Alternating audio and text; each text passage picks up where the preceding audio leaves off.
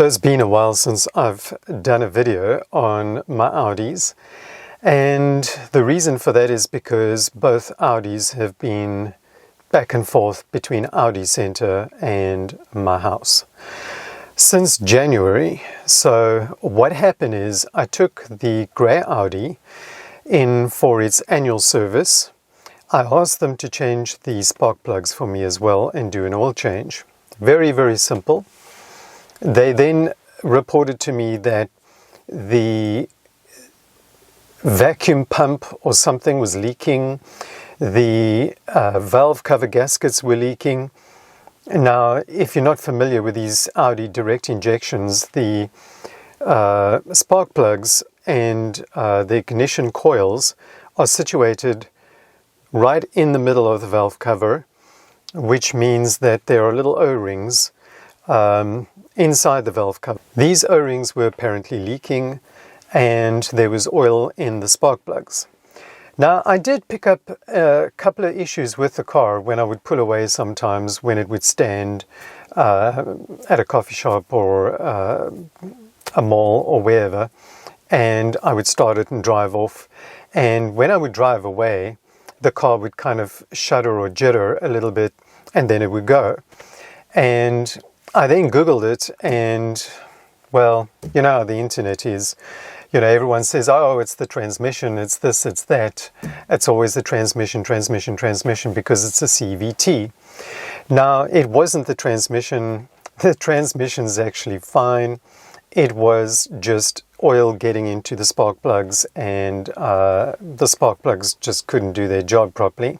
So the oil would then burn off the moment the engine got hot, and then the car would drive smoothly. And the reason it took so long is because they had to order parts from Germany, and that took 21 working days. I actually took this car, my white Audi, back to them because, as you guys know, I had an issue with the suspension knock on this car, which they still had to sort out. And that dated back to last year, probably about a year ago, that we've been struggling with this suspension knock issue. So they decided to take the strut off this car, and I even had the guy from KYB, the rep from KYB, went to Audi Centre to inspect the shock and the strut assembly and the strut mounting and the strut bearing to see if there was anything wrong, and he couldn't see anything wrong. He just told me that he thinks they didn't tighten the bolts. And Audi claimed that they did torque the bolts, but I don't know what it was. I then took the grey Audi back, and then they gave the white car back to me repaired, and then the knock was gone, but I gave them a Monroe strut bearing because I thought maybe the strut bearing was faulty, so they replaced that anyway, and that failed. So every time I turned the steering, there was this terrible squeaking noise coming from the strut, and it was so loud that I could hear it from inside the car, and if I was in a parking lot, people could hear it there, and it was quite loud and intrusive into the cabin of the car, and it really, really bugged me. So I told them I'm going to bring that car back when I get my grey car back. And it turned out that I didn't get my grey car back because they forgot to order an engine mounting, because they told, while they had my car there, they said, oh, the left engine mounting is broken, completely broken. It had come in half, and the whole engine was like lifting and moving to the right. And it seems like everything in these cars is on the left-hand side of the car, because it was the left side engine mounting that was defective. So I gave them the go-ahead to replace that. They quoted me like $560 to repair. It came to just under 10,000 Rand. And then they forgot to order the engine mounting. So the car stood for another 3 weeks because they had to reorder the part, or actually order the part, and it took another 3 weeks. So this has been going on month to month to month to month to month, where I haven't had either my white car or my grey car, and I didn't want to do any videos with broken cars because even though I got the white car back, it was squeaking and I just didn't want to do any videos. I didn't want to do anything to the car. There are quite a few things that I actually want to do to this car.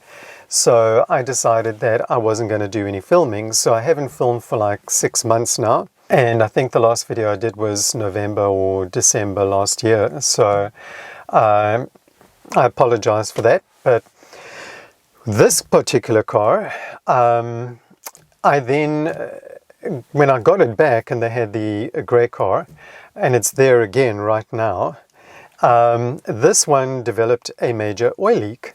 And we could not figure out where it was leaking. I thought it was the valve cover. And I took the car through to them, gave them a new valve cover and said, you know, I think it's leaking from there. That's where I see the oil. It's at the top of the engine. It's not at the bottom of the engine. They then discovered that there are 4 pins on the cylinder head just below the valve covers, just before the V of the engine, where the intake manifold goes through, and it's sort of guide pins for you to locate your intake manifold properly if you ever remove it. And the one pin on the passenger side, again on the passenger side, that pin, for some reason, something is wrong. The pin has either failed, I really don't know how it happened, but oil was actually coming through the pin. And I did suspect that that could be the problem, but every time I put a flashlight down, I even have a little camera that I connect to my phone, and I put it down there, and it looked to me like there was a bottom, because the camera was bottoming out. But yet the oil was all around this pin, on top of the intake manifold, or where the intake manifold meets the cylinder head, and they confirmed that this is indeed the case. So they had a company make up a what they call a bung. To me, it's just like a stopper. It's made from nylon plastic, and apparently it can withstand immense heat and cold and expansion and contraction. So they bunged this pin off, and lo and behold, the oil leak has gone away.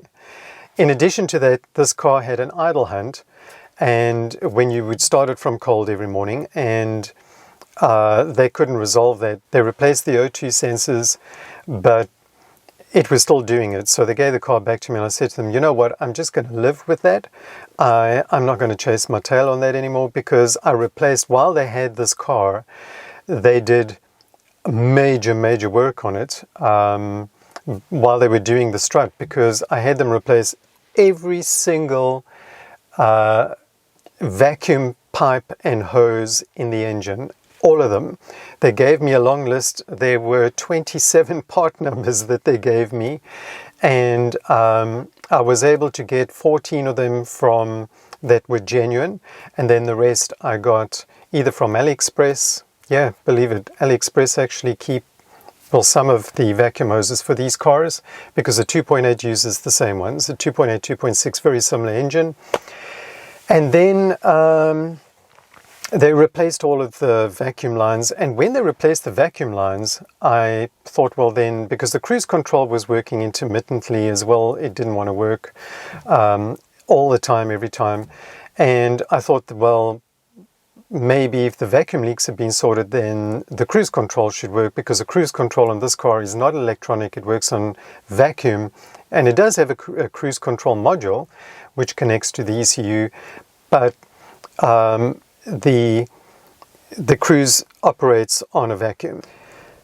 After they replaced all the vacuum hoses, the cruise control would still not work properly, and I then decided it was the stalk that was faulty. So I took electrical contact spray and I doused this entire thing. I sprayed everything into this cruise control switch and put it on, I put it off, I put it on, I moved all the buttons, I pressed it in, indicated, whatnot, and lo and behold, I took it out on the highway and it worked. So if any of you have a car like this and you're struggling with the cruise control not working, look at the switch, spray some electrical contact spray on there. Don't use WD-40. it's just don't. The grey Audi at the moment, like I said, is with Audi, and they are replacing, well, they had to sort out an oil leak on their car because I got it back from them after they fixed the oil leak, and it was really leaking bad, because before I didn't even know it had an oil leak because there was no oil on my garage floor. So when they told me, I was pretty shocked that they said, this is immense, you shouldn't really be driving the car like this. So, and I drove it anyway because they had to get this car fixed. Anyway, I got the car back and it was still leaking oil, but way worse, because now I saw oil on my garage floor. And I took the car back to them, and apparently it was just a small little thing, a little O-ring causing this massive leak, because there's a sensor that sits on top of the valve cover, which they had to remove, but they obviously didn't replace the O-ring, and they put the old O-ring back, or they just forgot to put the O-ring there in the first place. I don't know, because I didn't take it off myself, so I didn't see. But they claim that is now fixed. But anyway, that's the story that's been going on with the Audis over the past 6 months, and I'm hoping to be putting up some new content in the near future. I still have ambient lighting to complete on the grey Audi. The 2 rear speakers in the doors, they sound like they are blown, because if I play any music that's bassy in the car, there's an immense rattle that comes from the speakers at the back, and I've isolated it to the mid-range woofer in the rear speakers, both rear speakers. And I have the new speakers. I bought them on AliExpress, and they even quote the correct part number and everything. And so that I'm going to do myself, and I'll do a video on replacing those, but I do have to do the ambient lighting. Now in this car, I want to do ambient lighting in this car as well, and I will be doing a video on that. Still need to figure out where I'm going to put the ambient lighting, and where I'm going to hook it up to, because this car is very, very different.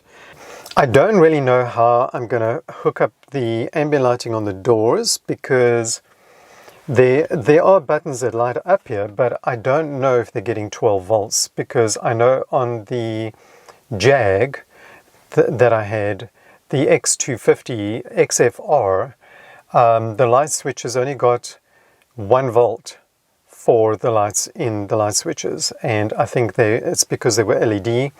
But the lock button on the driver's door is lit, and so are the light switches, and all the light switches in the doors are lit, but they are constantly lit.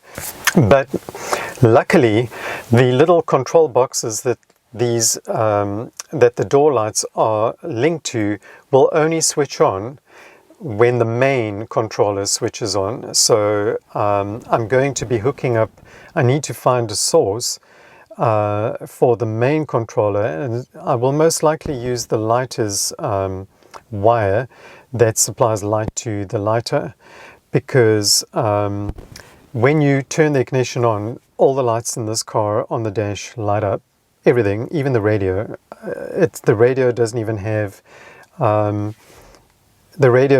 have like a light switch wire or anything connected to it. I just need to find where I can actually connect the main controller to, and once I can do that, then I think I will be good. As you can see, this car, the headliner was done in this car when I bought it. I bought the car in Cape Town, and I had the guy that I bought it from take it to the auto trimmers there, but they didn't do a very good job. I'm not happy with what they've done here, because this section's pretty good, and so is the sunroof, but here where the behind the sun visors, it's actually pulling away already, and it's not, you can actually hear the stickiness, it's pulling away, and I don't know how to fix that. I don't know if an auto trimmer can maybe just take a syringe with some glue and just, syringe it in there and then get it to stick. I honestly, I don't know, because that glue is usually pretty sticky, and I don't think that they can put it in a syringe with a needle. I don't even think it would go through a needle. So that's it. I want to thank you guys for watching, and hopefully the next video will be me actually doing something on one of my Audis, and that might only be in about 2 or 3 weeks time, because I am supposed to get my car back in 2 days time from Audi, my grey car. But I don't know if that's going to be the case, because they still have to test drive it and check if the suspension is creaking. And yeah, but I'll do a video on that and show you guys what was wrong. So thank you for watching. Stay tuned for the next video, and thank you for being patient. Cheers.